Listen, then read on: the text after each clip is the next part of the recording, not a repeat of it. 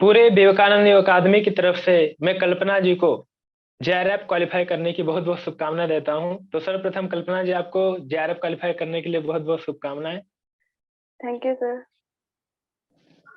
आप अपना परिचय बताइए, जिससे हमारे सभी छात्रों को आपका परिचय प्राप्त हो।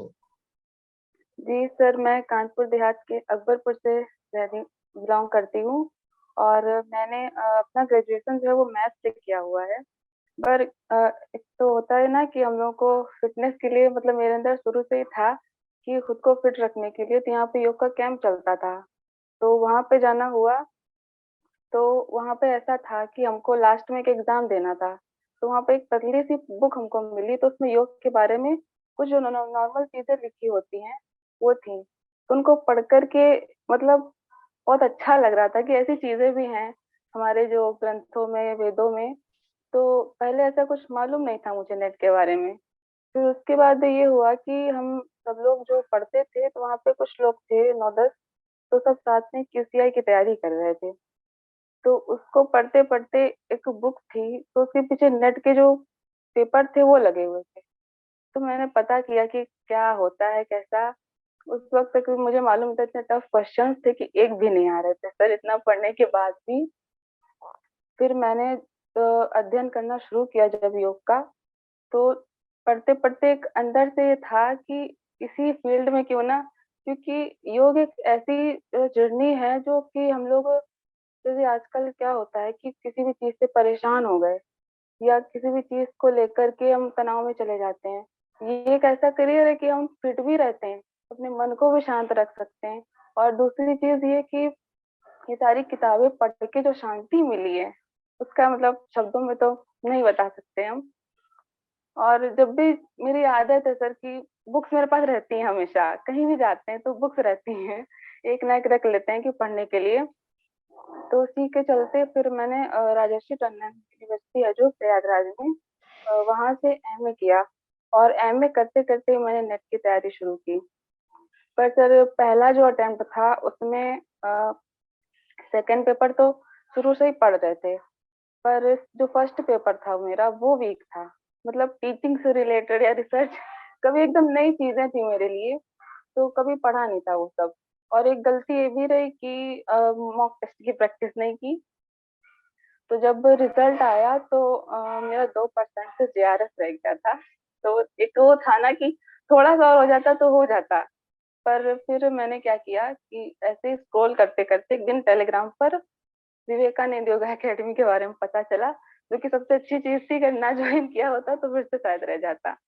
तो जब वहां पर देखा मैंने, तो सबसे अच्छी जो चीज थी वहां की कि इतनी मिनिमम सी फीस में सर, मुझे यकीन नहीं हो रहा था। मैंने 2-3 बार फोन करके पूछा कि सर नेट की तैयारी इतने कम, मतलब कैसे। वो चीज तो शायद मैंने विकास सर से पहली बार बात की थी। तो वहां से फिर मैंने कॉल की, मैंने कोर्स लिया, और जो सबसे पहली क्लास थी वो आप ही की थी। उपनिषद पढ़े हम लोगों ने। फिर धीरे धीरे करके और भी टीचर्स पढ़ाते गए, तो लगा कि शायद पहले ज्वाइन कर लिया होता तो शायद हो जाता। लेकिन ये भी था कि अंदर से एक वो चीज, कभी नेगेटिव चीज में नहीं आई कि हाँ रह गया, कि फर्स्ट अटेम्प्ट था तो हो गया, एटलीस्ट नेट तो हो गया मेरा। जैसे ही रिजल्ट आया उसके तुरंत 2 दिन बाद मैंने फिर से तैयारी शुरू कर दी। और जो वो- कंसिस्टेंसी बना के रखी इस बार की, ऐसा नहीं कि फॉर्म आएगा हम तभी पढ़ेंगे। जैसे ही रिजल्ट निकला तो अपनी कमियां पता थी कि क्या क्या रह गया, जो चीज रह गई तो उसको फिर से पढ़ना शुरू किया। और इस बार रिवीजन, मतलब जो सर आप देख रहे हैं अभी, तो सब लिख करके रखा हुआ था कि हाँ इसको तो रोज पढ़ना, बिल्कुल छोड़ना नहीं है, क्योंकि जो PYQs थे कहीं ना कहीं रिपीट होते रहते हैं। तो वो सारे मैंने लिख के रखे थे, एक एक टॉपिक को, एक एक क्वेश्चन सब अलग अलग करके कि हाँ इस यूनिट से ये पूछा जा रहा है, ये बार बार रिपीट हो रहा है, तो रोज पढ़ना होता था। तो आपकी स्ट्रेटजी क्या रही, जैसे जेआरएफ क्वालिफाई करने के लिए जो स्ट्रेटजी प्लान रहता है, जो योजना रहती है, वो किस जी योजना से आपने चाहा कि पहले अटेम्प्ट में तो मैं चूक गई हूँ 2% से, लेकिन इस बार मैं इस प्रकार की स्ट्रेटजी से करूंगी जिस प्रकार मेरा जेआरएफ क्वालिफाई होगा। तो स्ट्रेटजी प्लान क्या रहा आपका, वो हम सभी जानना चाहते हैं। फिर इस बार जो एक गलती मैंने की थी, तो वो ये थी कि PYQ का रिवीजन नहीं किया। फर्स्ट पेपर में मेरा जो स्कोर था, सिर्फ 21 क्वेश्चन सही हुए थे पहली बार में। और तो ये देखा कि जो पीवाईक्यूज उसमें आते हैं वो लगातार रिपीट होते हैं। कई बार वो लैंग्वेज चेंज कर देते हैं पर वो रिपीट होते ही हैं। अगर हम चाहे जितना भी पढ़ लें लेकिन जब तक क्वेश्चंस नहीं लगाएंगे तब तक हमें वो चीज नहीं आ पाती है। तो मैंने इस बार यही किया कि जो इससे पहले का जो एग्जाम हुआ था, करीब 35 जो शिफ्ट थी शायद, उन सभी के मैंने मॉक टेस्ट दिए थे लगातार। और जो भी क्वेश्चंस आए उन सबको सर्च किया, एक अलग से नोटबुक बना करके रखी कि हाँ इनको पढ़ते रहना है। तो वो चीज इम्प्रूव भी होती गई धीरे धीरे। मेरे जो मार्क्स आते थे तो वो हम रोज लिख लेते थे कि हाँ इतना जा रहा है, इतना जा रहा है, तो कहाँ पे कमी हो रही है, ये सारी चीजें लिखते रहे।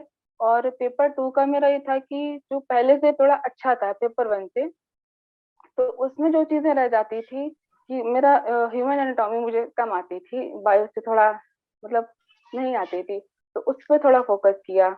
और जो भी चीजें थी कि कभी कभी हम लोग लैंग्वेज के चक्कर में, जैसे कि हमें लगता है कि हम हिंदी से पढ़े तो इंग्लिश क्यों पढ़े, इंग्लिश से पढ़े तो हिंदी क्यों पढ़े।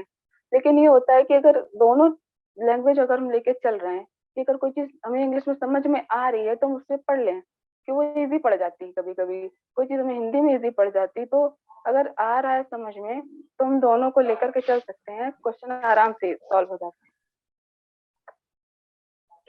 बहुत बढ़िया। और जैसे कि हम सभी छात्रों को बताना चाहेंगे, कल्पना जी की मेहनत उनकी दीवारों में दिख रही है। देखिए उन्होंने कितने छोटे छोटे शॉर्ट नोट्स बना करके अपने दीवार में चिपका रखे हैं इतने अच्छे ढंग से।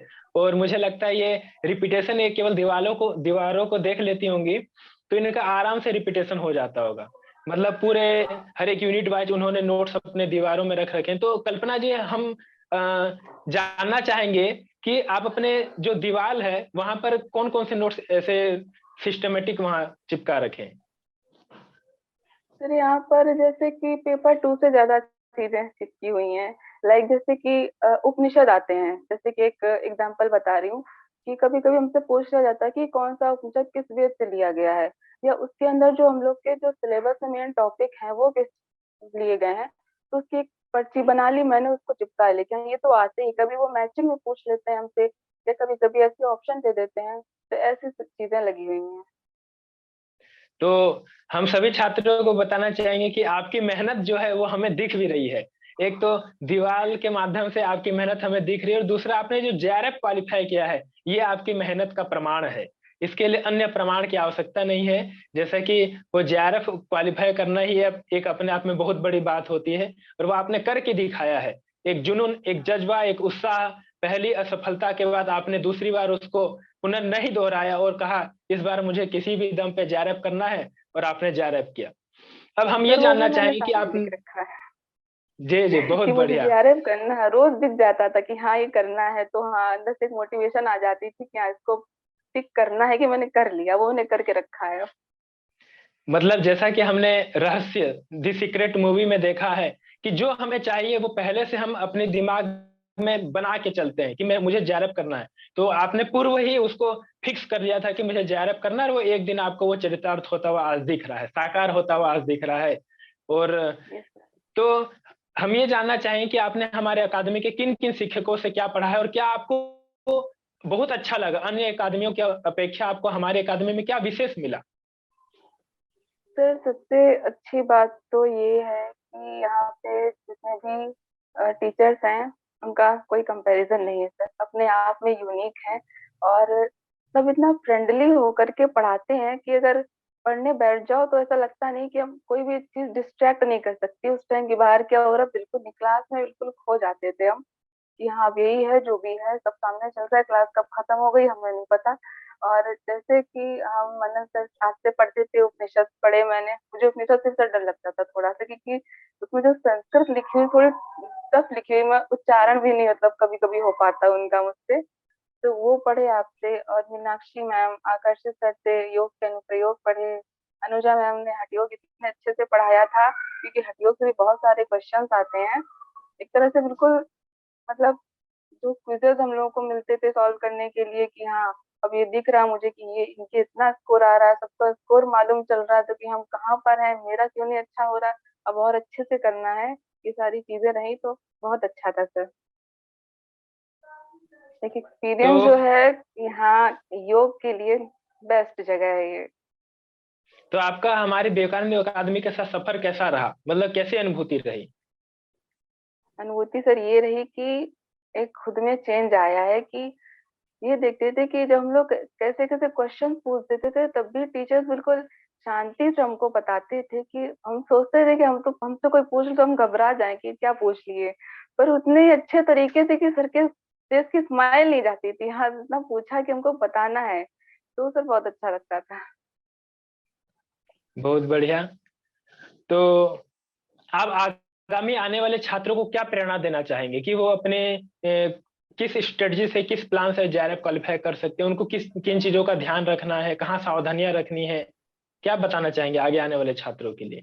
सर एज अ फ्रेशर अगर मैं बताऊं तो टीचिंग के बारे में या रिसर्च के बारे में कभी मैंने पढ़ा नहीं था, बिल्कुल नई चीज थी मेरे लिए।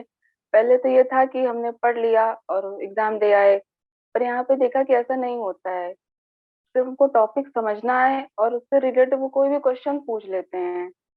तो ये चीज मुझे पहले नहीं मालूम थी, फिर जब पुराने पेपर्स देखे कि ये कहाँ से ये चीजें कैसे आ रही हैं, तो उसके लिए सबसे अच्छी चीज ये है कि सिर्फ बुक से पढ़ के तो हम नहीं क्वालिफाई कर सकते हैं।